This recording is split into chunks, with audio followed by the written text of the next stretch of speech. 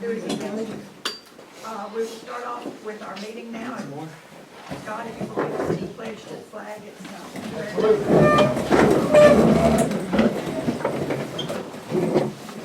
I pledge allegiance to the flag of the United States of America and to the republic for which it stands, one nation, under God, indivisible, with liberty and justice for all.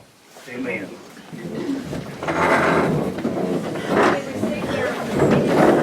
Any problems, any questions, comments about the minutes? If there's no problem with those, we will deem those approved.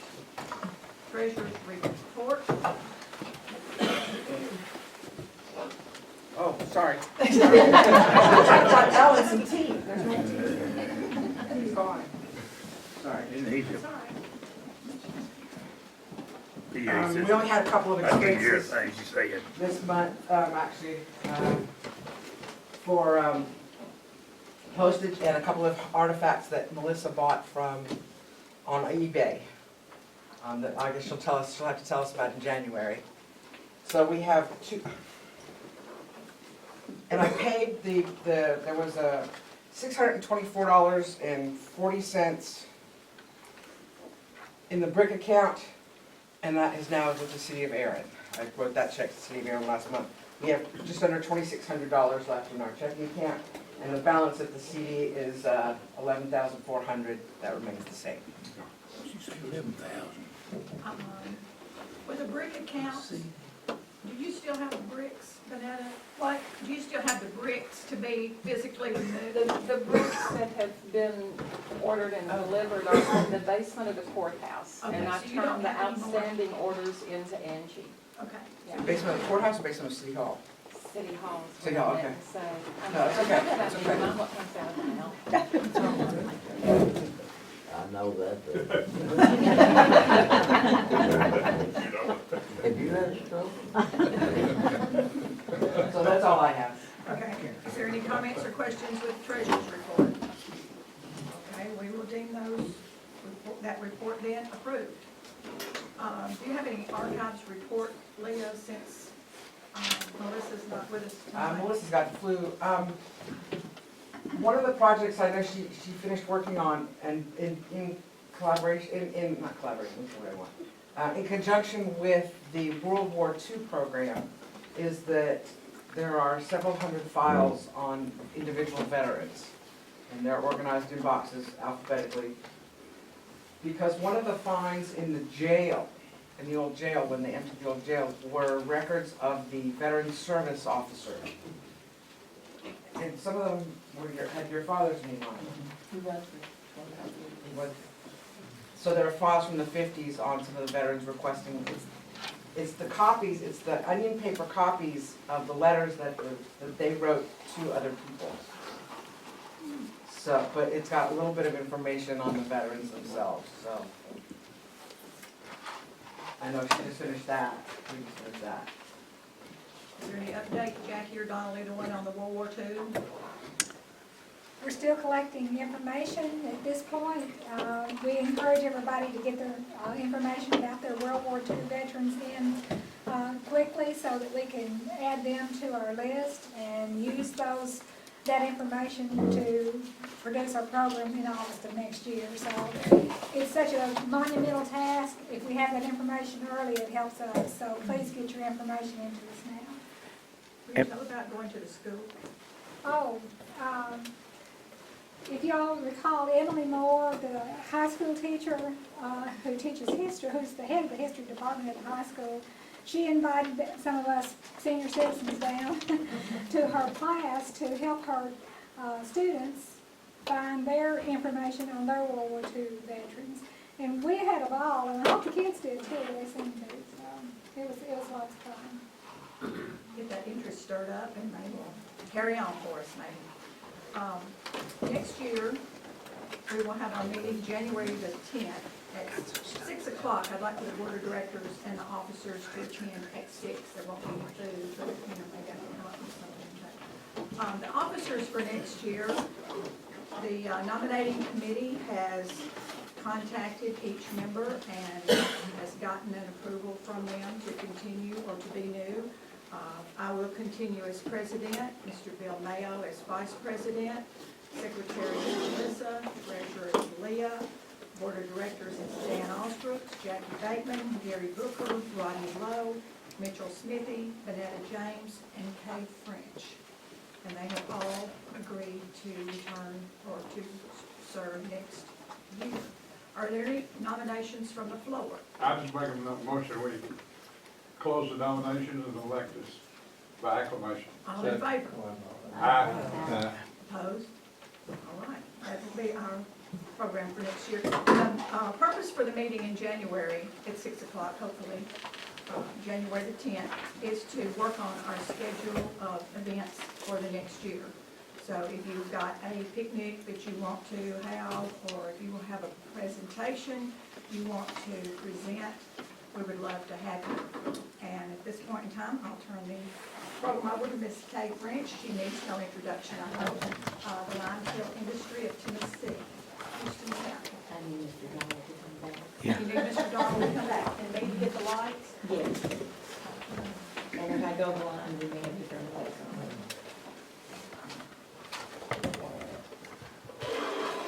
That's it, Mr. Donald, see?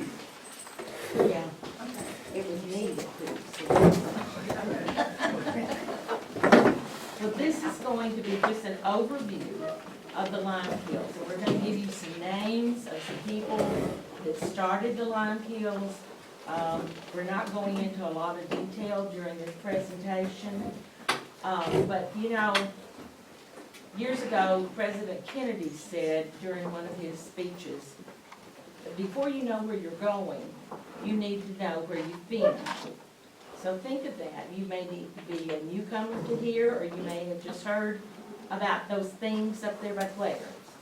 We'll just sort of let you know what they were. And another famous quote is, remember your history. To forget is to not belong. And that was by Charlotte A. Black Elk, who was an Indian. So just remember those things. We need everyone to act as our ambassadors for Houston County. Everybody learn a little bit and share. The railroad and the lime industry made Houston County. We were, as you know, created from 3 counties, Stewart, Dixon, and Humphreys, and we became a county in 1871. We survived the Civil War, and we even made it through the Great Depression. But we owe it all for us to still be here for what the railroad and the lime industry did for us in the beginning. So right here on the screen, we have artwork by our famous little historical artist, Judy Black. See, we're giving you credit, Judy. You didn't take it without credit. And she did a bunch of historical prints of several things, and Judy did these from original old pictures. And until Judy brought the picture in, I had never seen this, and she did a very good job. This is over there where, you know, the Mexican restaurant is. That would have been what it looked like. The lime kiln in the early years is where the Mexican restaurant is today. And the decline of the iron industry, the lime industry naturally emerged. We had masons and engineers from the iron industry who were available to work in this new lime industry. Because of the railroad, this is the next slide, because of the railroad, 2 industrialists from New York heard about the limestone in this area in 1866. They leased a limestone ridge from William Gaddy and began building the lime kiln, and it was in operation in 1868. The owners were Salisbury and Rubisil. They also bought land in this area for the wood to fuel the kilns. And this was the very first one in operation. This is also at Stewart. Stewart was a thriving town due to the lime kiln industry. had coopers and stave makers, and we had grocery stores and post office, and, it was a thriving town. And this is 1866, and remember, we're not a county yet. This was,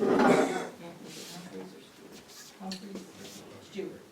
It was Stewart County. Mr. Butler replaced Rudisill in the business, and by 1900, this lime kiln had closed. This lime kiln is what they call the Cook Hollow lime kiln. George Franklin Connell, who was a builder and a stonemason, came to Erin in the area from Clarksville, I think, in 1877, and began constructing lime kilns. He later sold this to Ira Averett in 1919, and then he sold to Southland in 1925. By far the largest lime industry in Quarry was owned and operated by D.R. Harris and H.H. Bucco.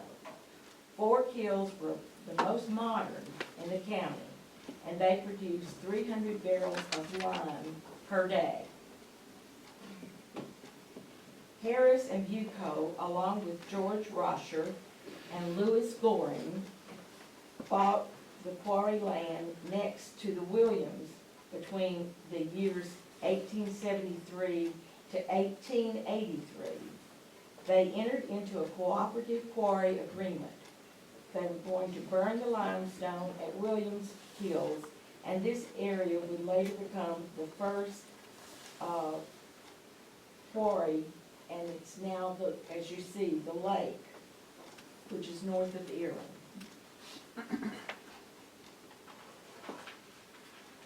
Now, this is really in the lime kilns before everything happened. Workmen toiled very hard to gather and burn the lime. These were in operation, and there was a spur line from the Ellingen Railroad with a contract between the railroad and the lime owners on March 13, 1891.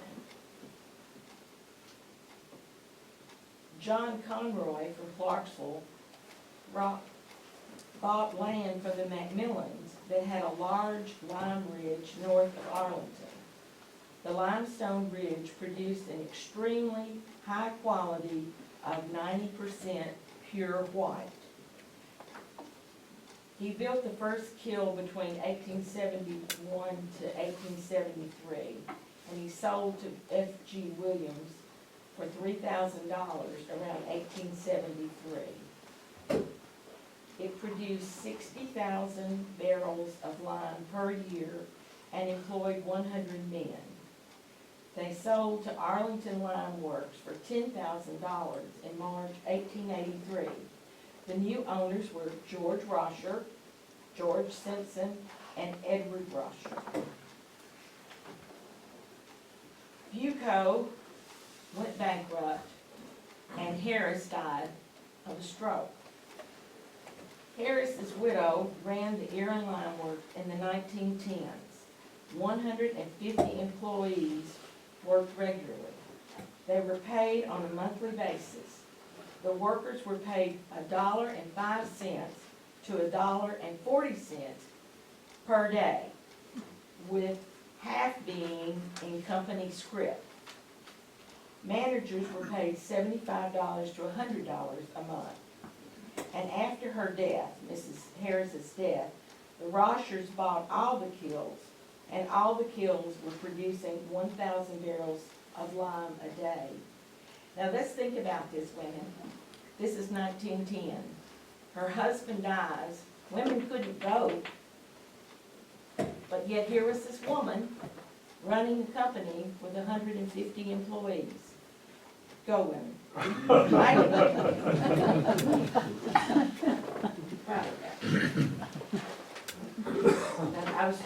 This was in about 1923, after years of the limestone being quarried.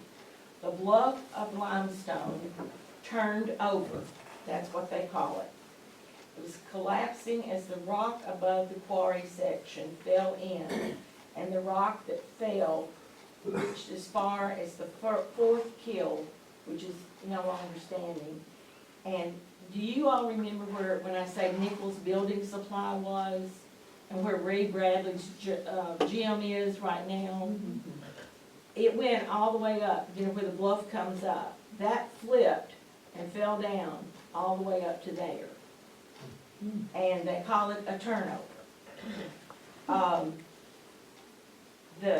The rocks were so large as a large office room, and the existing quarry was a large hollowed out central core with an opening on the sides and a large suspended ceiling of undesirable rock. The rock was removed or crushed after the turnover. I wouldn't walk on the top of that bluff, because you know it's hollow back in there, and you can see, I think you can still see an opening now on the sides, and you can see that rock that's down there, because this picture is before it happened. So, you follow me on that? Go by, don't go over there, but just look at it from afar, from the parking lot, and see the rocks that are there. Okay. The Roshers owned the Arlington Lime Works until 1925, when the entire business was sold to Southland Lime Company. This company constructed between 1925 to 1929 the large quarry and the Kill tram system, as it's seen in most of our historical pictures. But the company closed in 1929 because of the Great Depression. And this company had come in and put all the new modern stuff in it, and then he goes bankrupt by 1929. In 1931, someone named W.A. Haley leased it from the land owners, which I think was a bank, and they had a rock crusher. But in 1932, it was bought by a new company called the Erin Lime and Stone Company. It produced lime for insecticide sprays and water purification in New Orleans. And by 1942, Metcalf bought the entire operation and changed its name to Metcalf Stone Company. This is how they would go back down in there. Can you, where's the pointer going? Can you see the little door in there where they're gonna come down and they're going in there to mine in there? Over an average month in the 1940s, over 2,000 tons of limestone gravel were produced. Over 1,800 yards of dirt was removed, and 657 tons were delivered by truck. The Metcalfs had a tram that had a diesel engine that hauled cars from the quarry to the kilns and to the crusher. Wheelbarrows were also used to take the hand-broken limestone to the tram and to take processed lime from the cooling platform to the railroad boxcars. Lime was still burned, but most jobs were for road surfacing and riprap for bridges. The lime powder from the rock crusher was sold for agricultural lime. Lack of poured wood in this area led to the lime burners being closed in December 1942.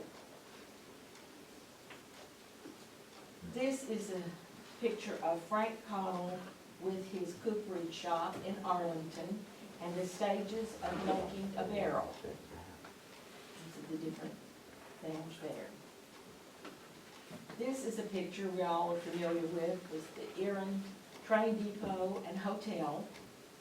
And this is looking off Tank Hill down in the village of Erin, well, I should say city, and turn of the century.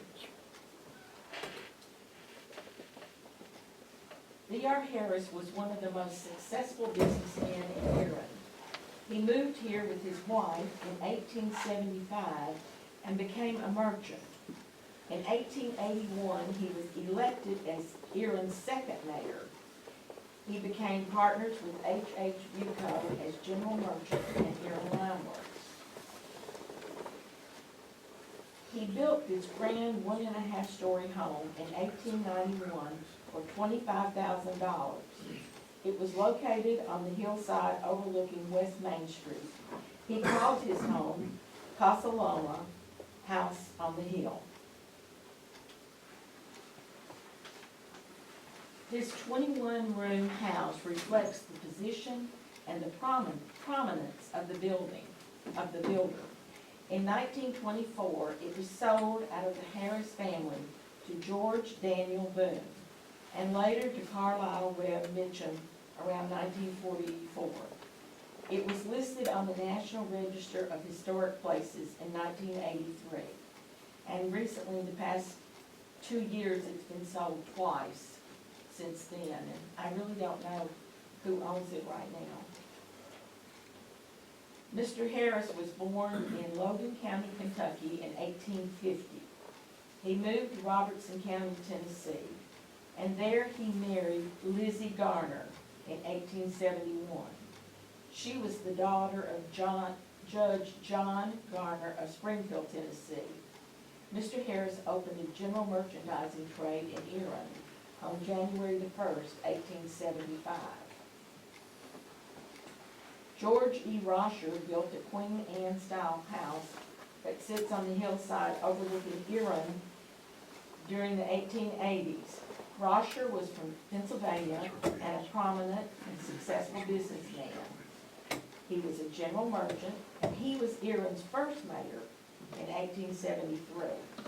His brother bought the house in 1910. The house was sold in 1931 to Ira Avery.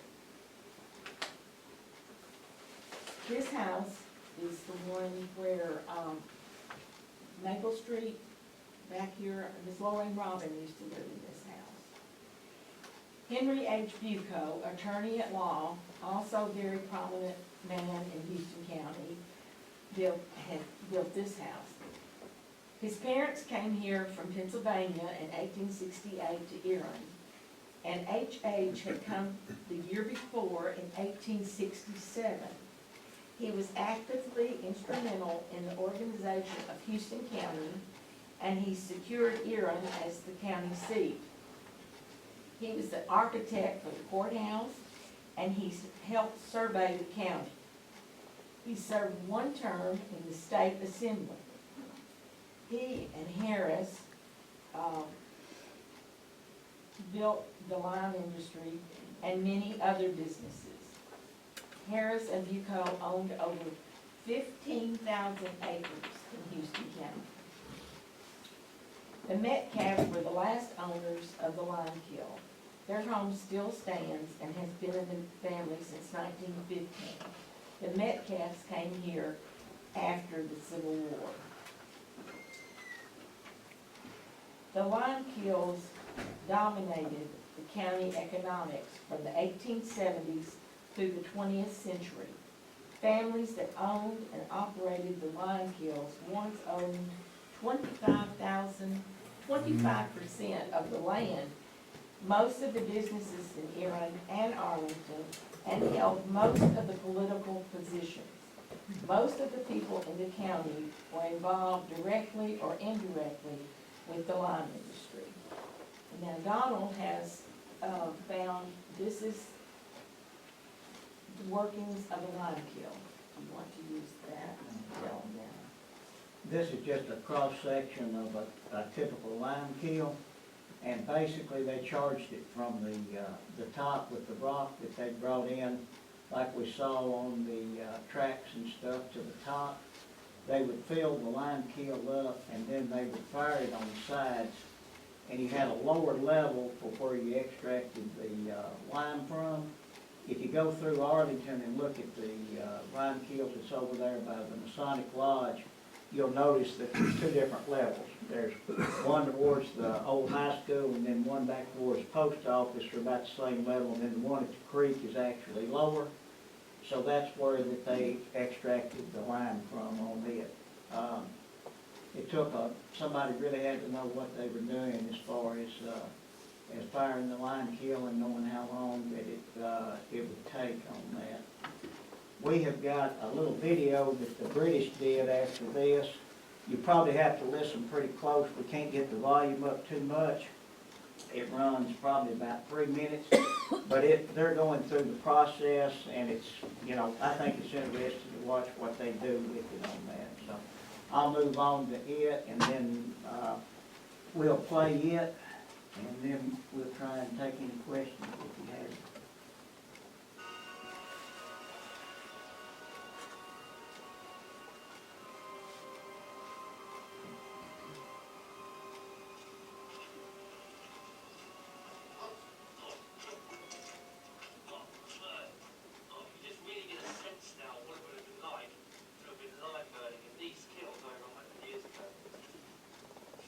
Check the fire below. It's clear all's not well.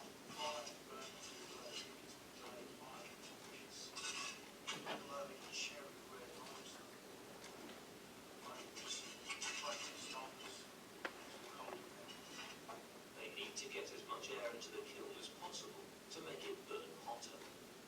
If the fire goes out now, it will be disastrous.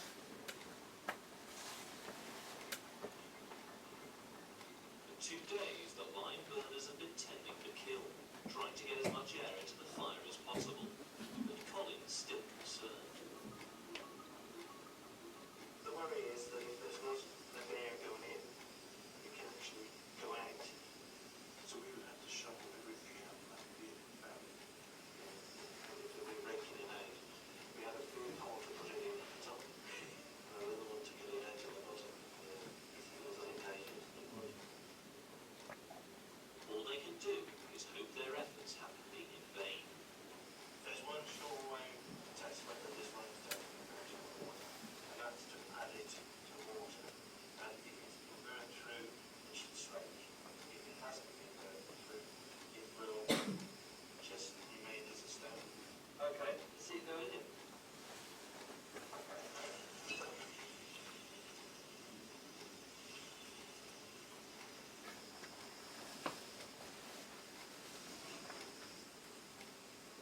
We'll look down and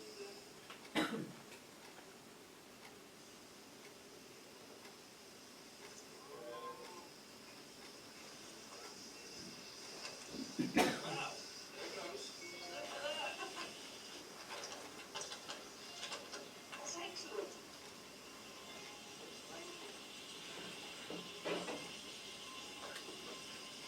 Transformation from limestone to quicklime to lime cutting, which is not bad. And if the rest of the kiln's like that, then we're in business.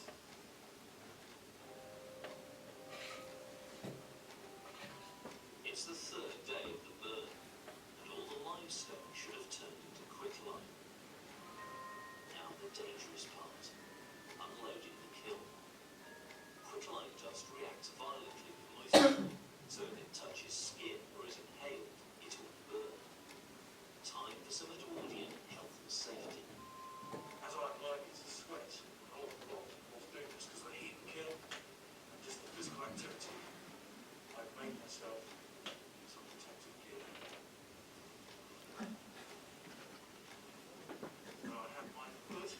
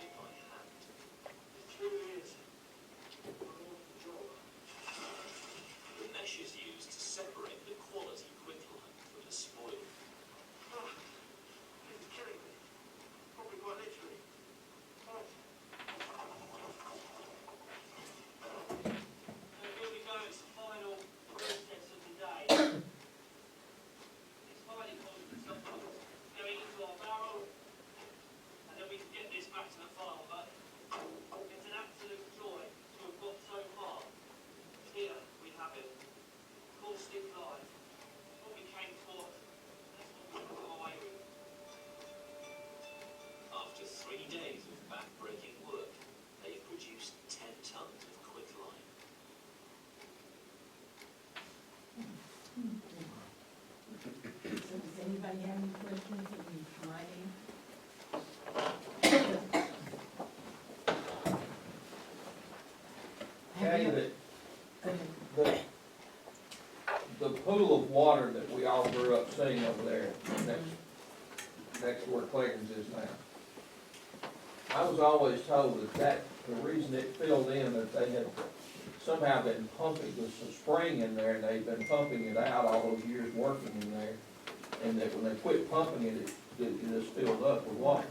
Is that close to what you understood? There was a malfunction of the, now this is when the Metcalfs owned it. And when, and whatever it was that they used to pump, it failed that night and it filled up and they just let it go. Donald, you know whether, what machinery they were using to pump the water out of there? Oh, it had to be some big pumps. Run by what?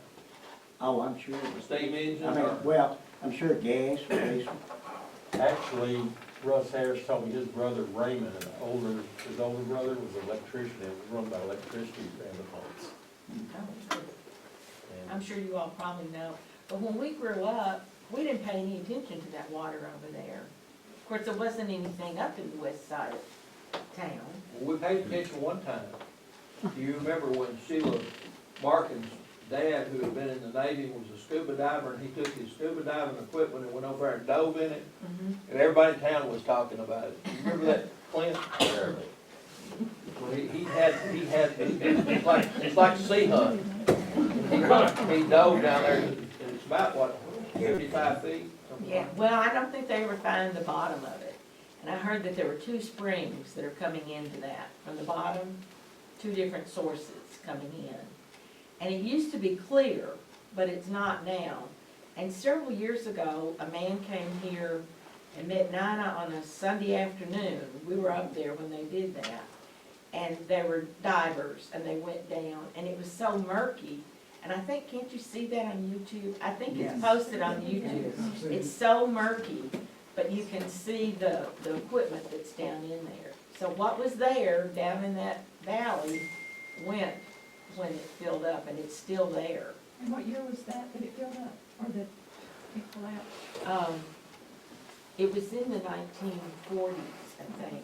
No, in the 1960s, he tried to reopen it for a crusher and stuff. But I think it filled up in the 40s. There were some buildings that stood for a long time, kind of in the parking lot there. The reason I remember is that they and they were old buildings, and we used to sneak in there and get rocks and break the windows out. Oh, Dan. And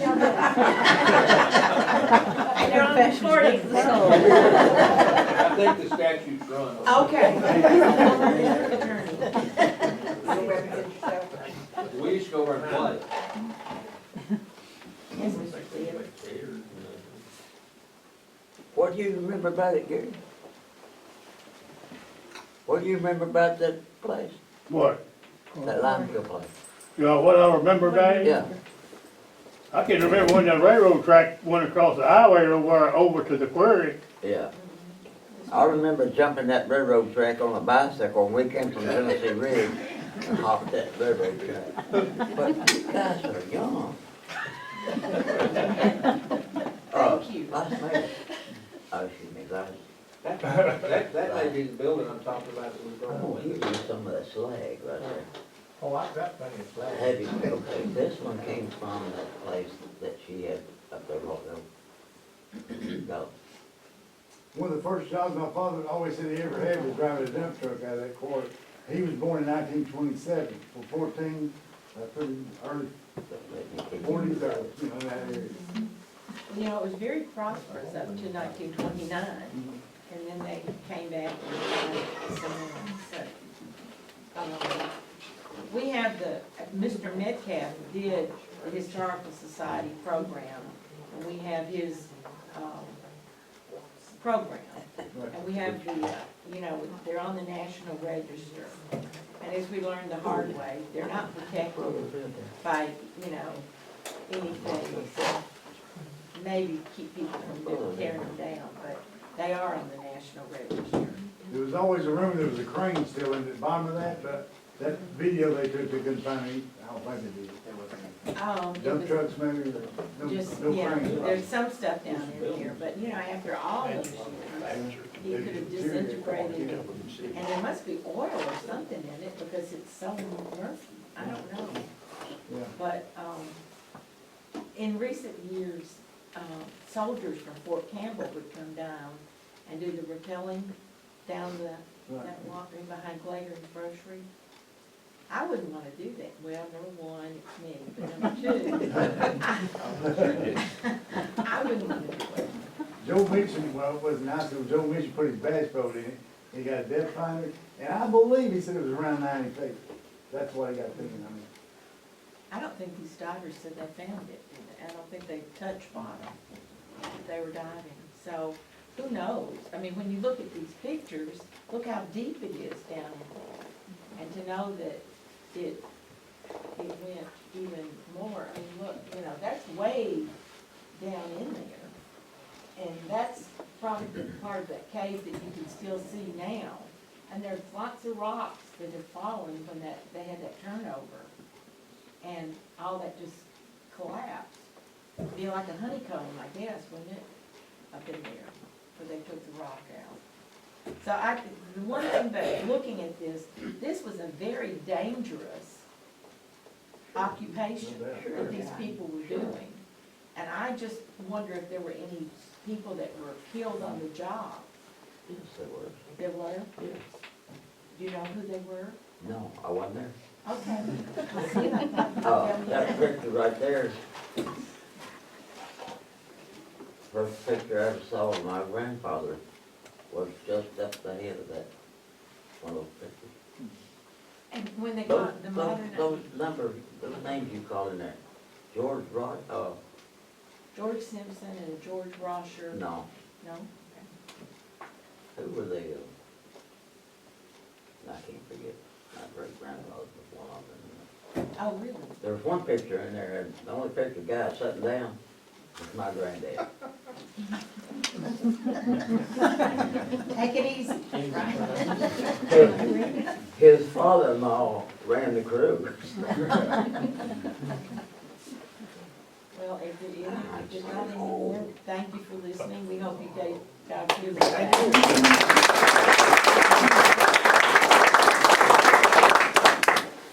Did you have something? Well, not only anything, we've got, some handouts here and got a little information on the ownership and the line kills. Get you a copy if you'd like one.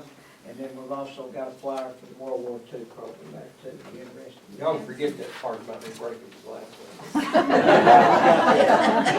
I'll tell you what, Yeah, and if anybody is interested in the cemetery map or the White Oak map that Ms. Askew did, we've got copies of those for sale over there. They're $40, the ones we've got on that. And still got books, cemetery books and reflections from the past. And thank you all for coming. Hope to see you in January. And if you want some of the food, we have some to go boxes. Good, my friend. See you in January. First, you know, we'll be slides. Okay.